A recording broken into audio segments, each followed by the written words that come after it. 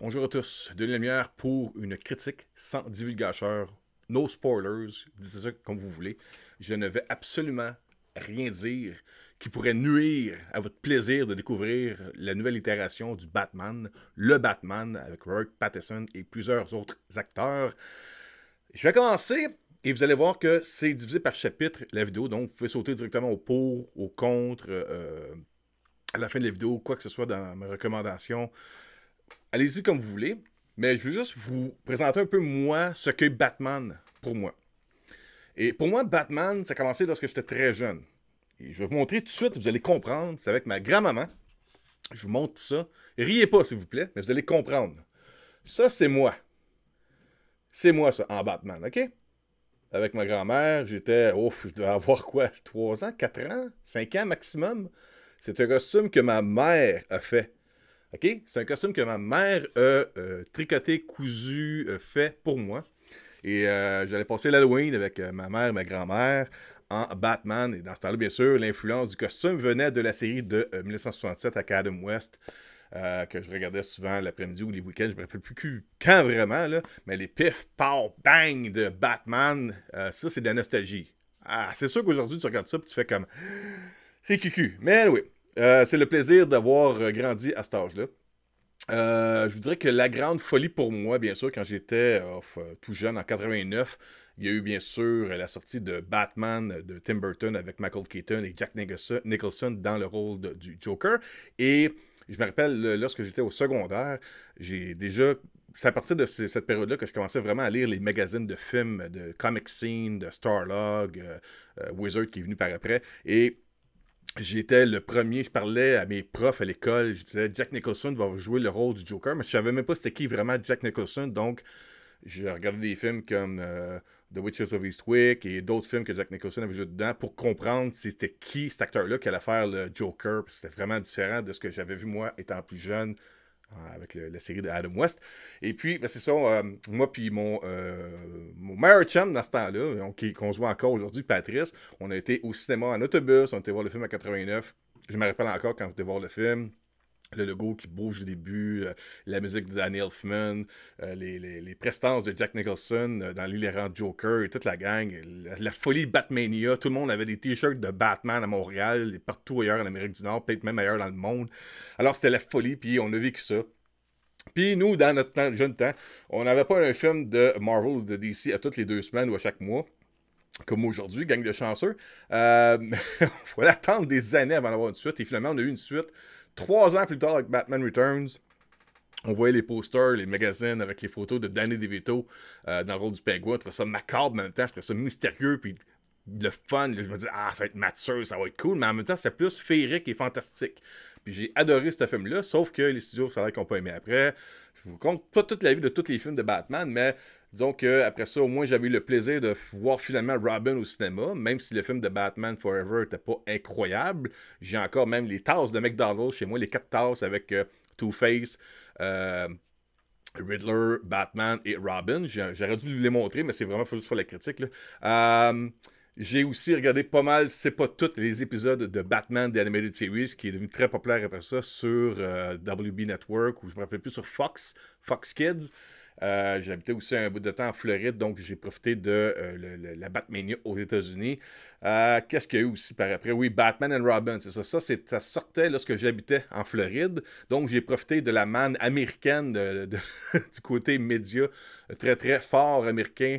Lorsqu'il y a eu la popularité de Arnold Schwarzenegger dans le rôle de Mr. Freeze et George Clooney dans le rôle de Batman, et tralala, on sait que le film était vraiment pas débile. Là.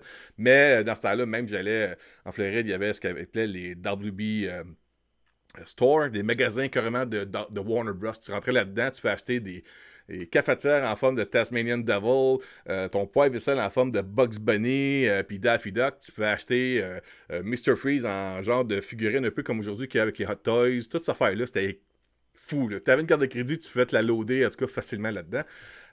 Fait que ça, c'est mes souvenirs de ça. malgré que j'ai tellement pas aimé ces deux derniers films-là, lorsque Batman Begins est sorti de Christopher Nolan, je voulais rien savoir de ça. Je voulais plus rien savoir de Batman. Pour moi, c'était fini. Et c'est mon chum Stéphane Colbert, que j'ai revu tout récemment. Stéphane, si jamais tu vois la vidéo, salut en passant, qui m'a convaincu, il m'a comme tiré de force pour aller au cinéma pour aller voir le film. Puis finalement, j'ai fait « Hey! » Et j'aime ça, c'est bon ça. Par après, ben là, ça a été la folie qui, tant qu'à moi, reste mon préféré de Dark Knight avec le Joker là-dedans qui est carrément fou allié. Et performance incroyable qui a valu un Oscar à Heath Ledger.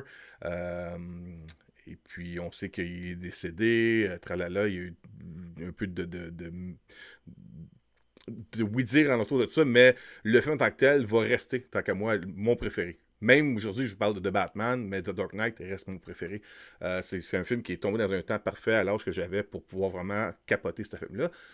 Par contre, après The Dark Knight Rise, c'est un peu comme certains autres films. Ça n'existe même pas tant qu'à moi. J'ai tellement pas aimé ce film-là. Puis j'ai même eu une promotion avec Warner Bros. Home Entertainment où est-ce qu'on donnait des Blu-ray de The Dark Knight Rise. Puis les jeunes, quand ils voyaient c'était quoi, ils me leur donnaient. On leur donnait le film puis ils ne voulaient même pas. Donc j'étais pas tout seul à pas vraiment triper là-dessus. Mais anyway. Par après, il y a eu l'annonce de le Batfleck, le Ben Affleck qui allait jouer le rôle de Batman. Moi, j'étais pour ça. C'était soit lui ou, mon Dieu, j'ai un blanc de mémoire. C'est l'acteur qui a joué Cable ou Thanos. Là, j'ai vraiment un blanc, je m'excuse. C'était soit un de ces deux acteurs-là qui aurait pu faire Batman, puis j'étais pour ces deux choix-là. J'ai bien aimé le look, la Batmobile, tout ce qu'ils ont fait avec Ben Affleck. Sauf que avant de voir un film comme The Batman avec Robert Pattinson, j'aurais au moins aimé que Warner Bros. Laisse Ben Affleck faire au moins un film solo de Batman pour voir ce que Gotham City serait dans un univers où est-ce que les Justice League existent. C'est ça que j'aurais aimé voir. Au moins une fois. Merde, une fois, j'aurais aimé ça voir ça. Puis c'est la raison pour laquelle j'ai pas embarqué tout de suite dans le fan train de Robert Pattinson. J'étais tout de suite au début, je dis bon, Twilight Boy, sérieusement, pour faire ça, j'ai pas vraiment embarqué.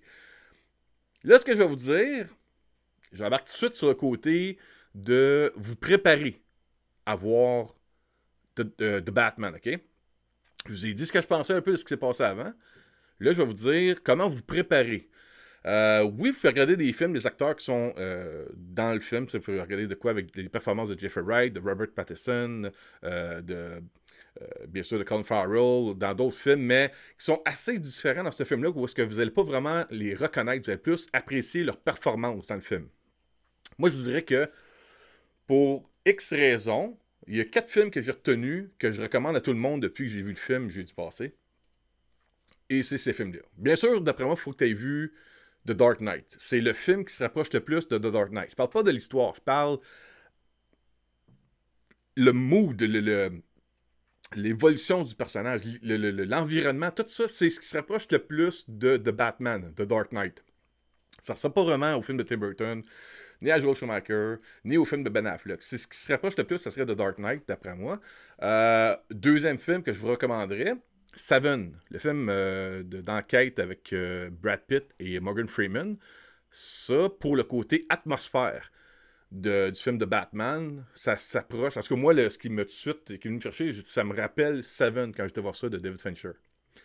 Troisième film, là, c'est un peu bizarre de dire ça, mais les films de Jigsaw, là, Décadence en français, ça serait pour moi ce qui se rapproche le plus de ce qu'est le Riddler, le Sphinx, dans le film de Batman.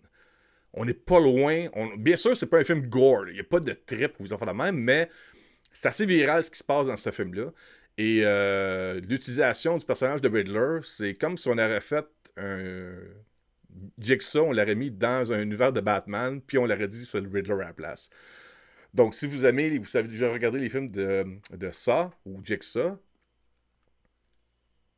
c'est utile à comprendre un peu comment ils ont conçu Riddler là-dedans. Et quatrième film que je vous recommanderais, si vous ne l'avez pas vu, si vous l'avez vu, vous allez peut-être comprendre ce que je veux dire. C'est pas pour le côté science-fiction, c'est pas pour le côté robotique ou ces choses-là, mais le film Robocop. Pour moi, Robocop, quand j'étais jeune, s'il y a une scène qui m'a marqué de ce film-là, c'est la première fois où il arrive dans le poste de police, en arrière des vitraux glacé, où est-ce qu'on ne le voit pas, mais on l'entend. On entend ses pas, là.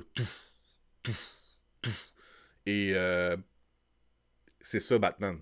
Batman, dans ce film-là, chaque fois qu'il apparaît, il sort de l'ombre, on a l'impression que sa présence, tout le monde arrête de bouger, puis tout le monde se concentre à essayer de voir c'est qui, puis quand ils le voient, ils ont tout le sang qui se glace. C'est ça, ce film-là. C'est pour ça que je vous recommande ces 4 films-là. The Dark Knight, Seven, Décadence et Robocop. C'est weird comme melting pot, là, mais c'est vraiment ça, moi, qui vient me chercher. J'ai aussi d'autres personnes qui m'ont dit, vu qu'il pleut beaucoup, j'imagine, ou peut-être l'atmosphère aussi, il y a The Crow qui pourrait rentrer là-dedans. Il y a aussi un peu de Sherlock Holmes parce que pour le côté enquête. Mais vraiment, ces 4-là, c'est ce qui m'a marqué le plus lorsque je suis sorti du film. Pour situer un peu le côté réaliste du film, j'ai regardé une vidéo il n'y a pas longtemps de John Campea, avec son John Campea Show, et lui se fiait, d'après les bandes annonces, à penser que c'est le film qui serait le plus basé dans la réalité, comparé à n'importe quelle autre itération précédente du Batman. Puis moi, je vous dirais non. The Dark Knight et The Dark Knight Rise sont vraiment plus ancrés dans la réalité que ce que l'on voit dans l'univers de Batman. On n'est pas dans le Tim Burton, mais c'est un entre-deux. Il y a un petit côté fantastique, gothique, plus que ce qu'on voit dans les films de Christopher Nolan, mais on est quand même dans un environnement très réel. C'est-à-dire, on voit les véhicules, on voit des Jeeps, on voit des véhicules qu'on voit de nos jours là, dehors, mais il n'y a pas vraiment de dates qui sont spécifiées. On ne dit pas, ça se passe en 2020, c'est comme tous les autres films de Batman, on ne met pas de date parce qu'on ne veut pas placer ça dans une période de temps précise pour l'outdater dans certaines années. Mais c'est ça, pour moi, il y a comme une petite touche, une petite couleur, une petite atmosphère plus gothique que ce qu'on voit dans les films de Nolan. C'est pour vous donner un peu l'idée de l'atmosphère du film de Batman. OK?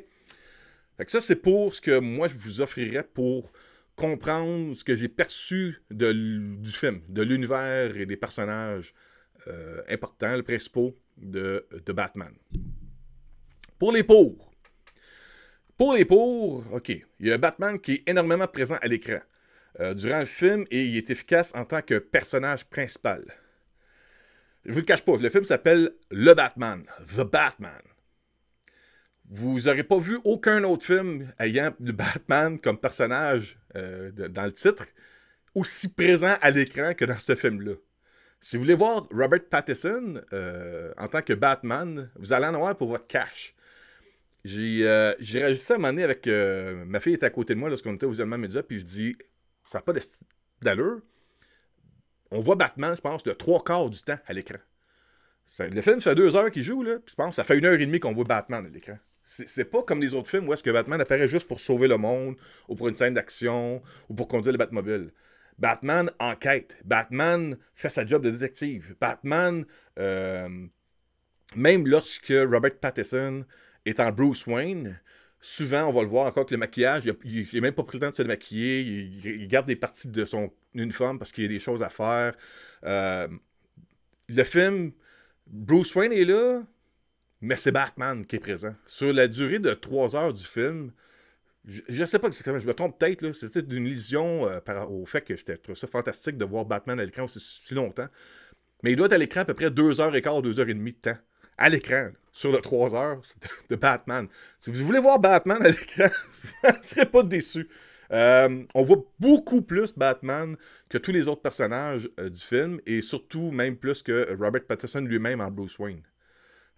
Il fait une très bonne job en passant dans le rôle de Batman. Robert Pattinson livre une très bonne performance, puis il m'a même donné le goût de le revoir dans des suites éventuelles.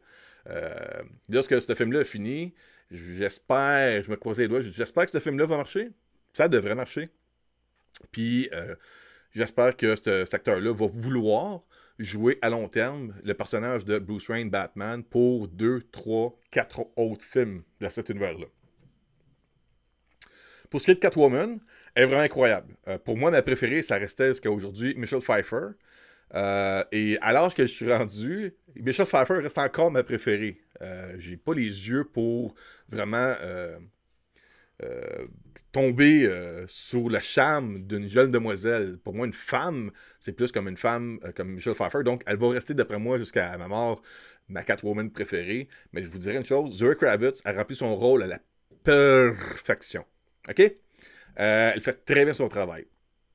Elle est très utile à l'histoire et au déroulement du film en passant. C'est pas un cameo, c'est pas juste 2-3 scènes. Elle devient un peu l'acolyte de Batman et les deux travaillent ensemble à partir d'un certain point dans le film jusqu'à la fin. Et, très utile. Le personnage de Catwoman, c'est pas juste un personnage rajouté pour vendre des figurines ou des Hot Toys. Mais les Hot Toys de ça devraient être assez incroyables. Le pingouin, malgré le fait qu'il est très différent, il fit parfaitement dans cet univers-là. Curieux même de revoir le personnage, parce que ça a l'air qu'il va y avoir une série sur HBO Max basée sur le pingouin. Alors, dans le film, il n'est pas un personnage important. Non, je dirais pas ça. Il est quand même important. Il n'est pas un personnage principal, mais il est toujours en arrière-scène. On le voit souvent. Et il y a des scènes avec Batman, il y a des scènes avec d'autres personnages aussi. Je ne vais pas dire c'est quoi. Et il est très, pas drôle, mais genre de mafioso, je sais pas comment dire ça, là, qui a pas la langue dans sa poche. Disons qu'il sort des jargons assez vulgaires et même quand il est dans les coins et sur le point de perdre une bataille, il continue à donner de la merde aux autres. C'est spécial comme personne. Colin Farrell fait un excellent travail. Il donne un nouveau souffle au personnage du pingouin. Bien sûr, c'est différent que Danny DeVito dans Batman Returns ou l'acteur qui jouait de Penguin dans la série Gotham à la télévision. Mais Colin Farrell donne un nouveau souffle, puis méconnaissable sur son maquillage, puis son accent qu'il donne dans le film. Vous allez voir.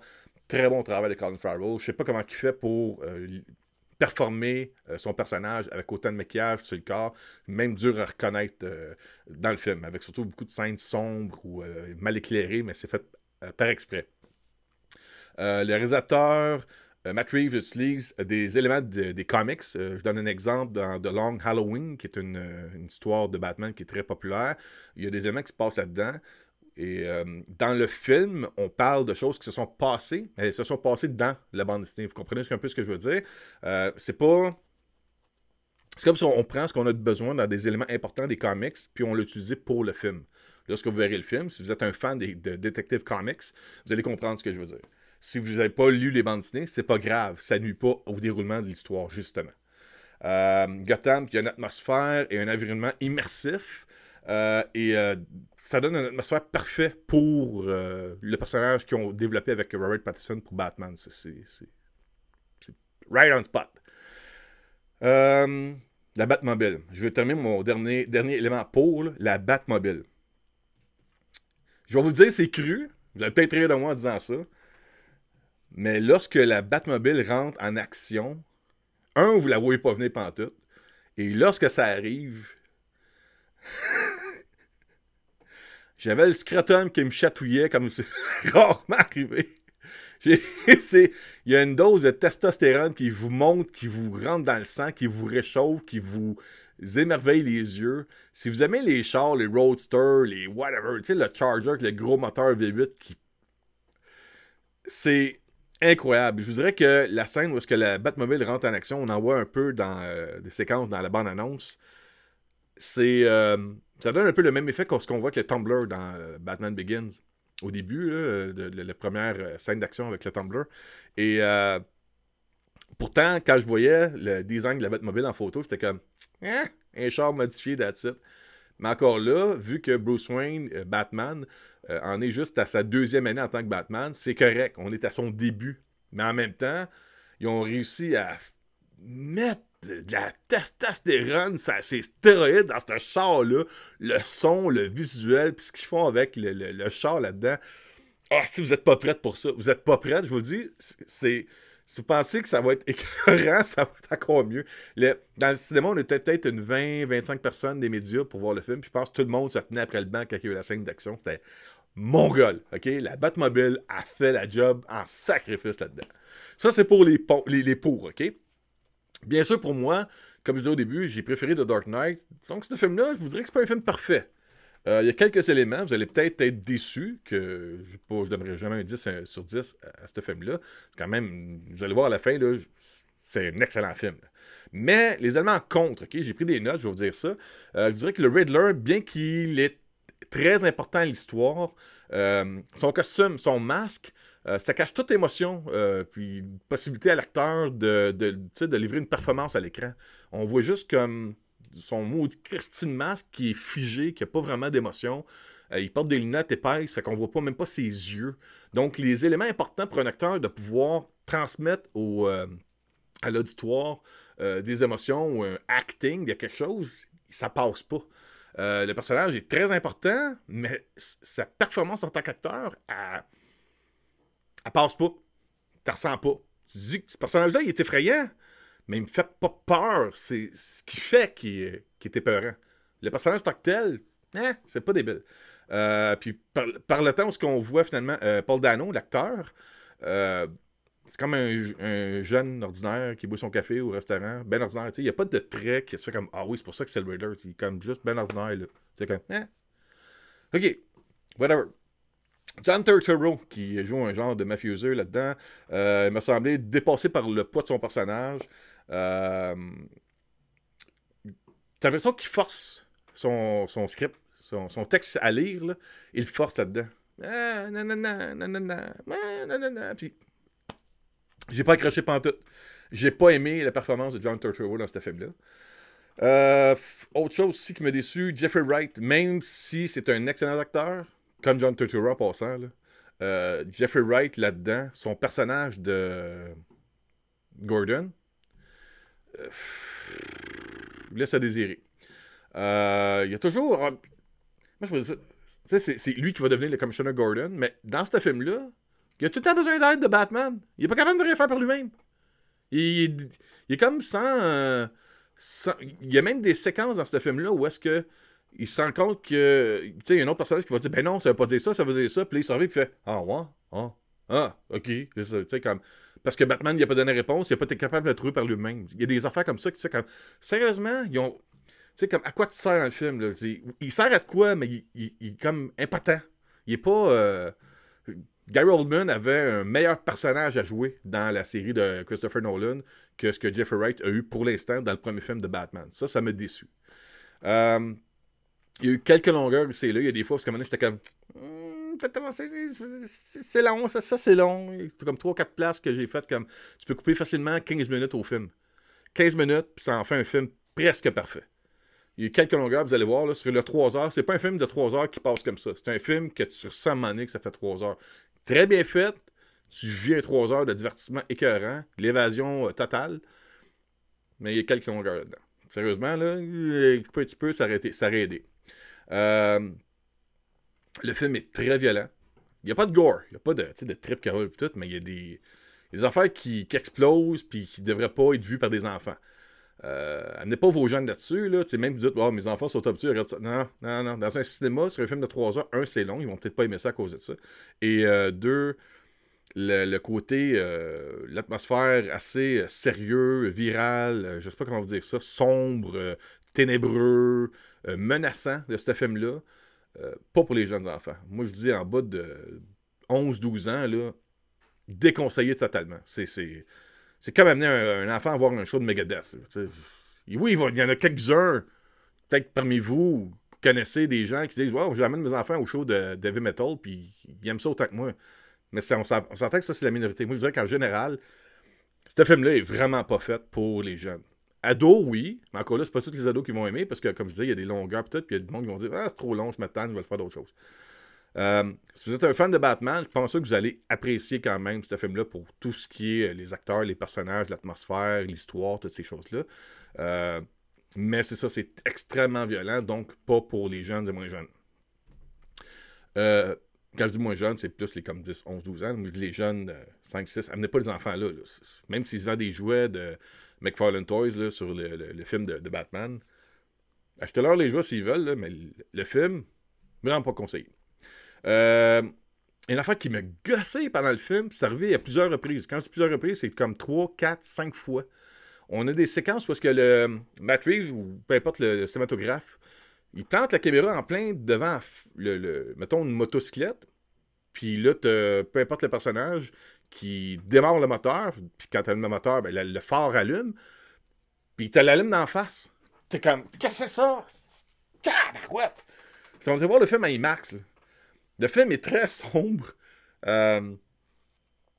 tes yeux se comme habituent à la noirceur. Tu apprécies le côté comme sombre, ténébreux du film, l'atmosphère de Gotham. Puis là, paf! En IMAX, t'as le spot qui prend grosseur de l'écran, qui t'éclaire ça en pleine face, lumière au LED. Puis ils le font comme 4-5 fois dans le film. Ça, pas aimé ça. C'est irritant, ça. Ça, c'est pas une question de pas aimer le film. C'est irritant. C'est ça. Ouais. Vraiment pas le fun. Ça, là, je sais pas s'il y a eu des screening tests ou est-ce que personne n'a parlé de ça, mais il me semble que c'est la première fois que j'aurais dit, peux-tu juste, ta caméra, l'éloigner des véhicules ou la moto, tu peux la mettre de dos puis de juste voir le phare arrière allumé rouge, moins puissant dans l'écran. Je sais pas comment dire ça, mais c'était irritant, fatigant puis agaçant. Ça, c'est tous les comptes. Vous voyez que c'est pas si pire, hein? C'est des petites affaires que j'ai réussi à sortir, puis ça nuit pas au film en tant que tel. Là. Finalement, je vais vous dire ça. Je vous recommande le film énormément. Ça c'est ça contredit. Là. Vous êtes un fan de films de super-héros, de Batman, de détectives, des films noirs qu'on appelle, les films d'enquête, d'enquête policière, ces choses-là. Ça va être dans votre ligne, ça. C'est parfait. J'ai aimé ce film-là pour le côté très mature d'utilisation de cet univers-là. C'est incroyable. Là, on n'est pas dans le Justice League pour ces choses-là. C'est vraiment Batman qui est un détective dans Gotham City avec des fous alliés qu'il faut qu'ils réussissent à arrêter. Puis c'est incroyable pour ça. Je vous le recommande fortement. C'est un des meilleurs films des Batman. Si j'aurais à le classer, je sais pas si je pourrais mettre... parce que les autres films, je les ai vus souvent. Celui-là, je l'ai vu une fois. Puis il y a aussi l'excitation, l'anticipation de le voir comme ça. Mes préférés, moi j'adore Batman. J'adore de 89. Batman Returns, The Dark Knight, Batman Begins. Ça, c'est mes préférés dans les films de Batman. Et j'adore aussi, même si c'est un dessin animé, j'ai beaucoup aimé Mask of the Phantasm en animé. Celui-là serait... peut-être pas le meilleur de toute la franchise, mais dans le top 3 facile. On pourrait facilement rentrer là-dedans. Là. C'est The Dark Knight. Peut-être le côté nostalgique avec Batman Returns. Puis à se battre là-dedans. Mettons qu'il y aurait 4 films qui se battent. Là. The Dark Knight, Batman 89, Batman Returns et The Batman là-dedans. Puis il y a aussi un Batman Begins qui est là-dedans aussi. Là. C'est dans les meilleurs films. Vous, peut-être que ça va être votre film préféré, dépendant de l'âge que vous avez, dépendant de vos attentes. Mais pour moi, je dirais c'est quand même parmi les meilleurs films de l'univers de Batman. C'est un film qui va être à voir, à revoir, à re-revoir. Lorsque ce sera disponible, achetez la précommande du film en Blu-ray UHD 4K. Je pense qu'à la maison, en 4K, ça va être superbe, ce film-là. Ça va être incroyable. La trame sonore du film, elle est remarquable, elle est mémorable. Tong, tong, tong, tong, tong, tong, tong, tong, tong. Le lendemain matin, je me suis élevé pour aller au travail, puis j'avais encore le beat dans la tête. Là. Carrément, ça m'est resté. Ils ont réussi, pas à faire oublier les thèmes de Danny Elfman ou de Hans Zimmer, mais il y a sa propre signature là-dessus pour la musique. Donc, les acteurs font un excellent travail, les costumes, les effets spéciaux sont incroyables, l'environnement est parfait pour un univers de Batman. Il y a juste un petit peu de longueur et il y a quelques acteurs que tu as l'impression qui sont dépassés par le poids du personnage qu'ils ont joué. Mais à part de ça, c'est un excellent film. Allez voir ça, amusez-vous. Prenez un gros popcorn, une grosse liqueur, allez aux toilettes avant parce que ça dure 3 heures. Vous y retournerez après. Puis, ouais, c'est ça. Félicitations à Warner Bros. Merci beaucoup pour l'invitation. On a été gâtés. On a eu popcorn, boisson gazeuse, visionnement IMAX. Alors, je donne pas une bonne note pour ce film-là à cause de l'invitation. C'est vraiment un plaisir d'avoir regardé ce film-là. Puis, je termine juste en vous disant... on vit dans un monde merveilleux où est-ce que pour les fans et geeks du divertissement, on est gâtés mois après mois avec les différents studios. Puis Warner Bros. Avec ce film-là va juste rajouter une autre série sur Sunday. C'est un excellent film, un excellent divertissement et on pourra toujours faire des combats ou des comparaisons avec les autres itérations de Batman ou de super-héros ou de DC Marvel, mais on a juste à savourer le plaisir que ça, c'est disponible à voir au cinéma. Fait que tant mieux. Tant mieux. Alors, félicitations à toute l'équipe de Warner Bros. Robert Pattinson, réalisateur, moi j'ai oublié son nom là, vite vite, là, Matt Reeves et toute l'équipe qui a travaillé là-dessus. Félicitations, excellent. Alors là-dessus, je vous dis merci beaucoup. Passez une bonne journée, une bonne semaine et allez voir The Batman. Vous allez avoir du fun comme des malades.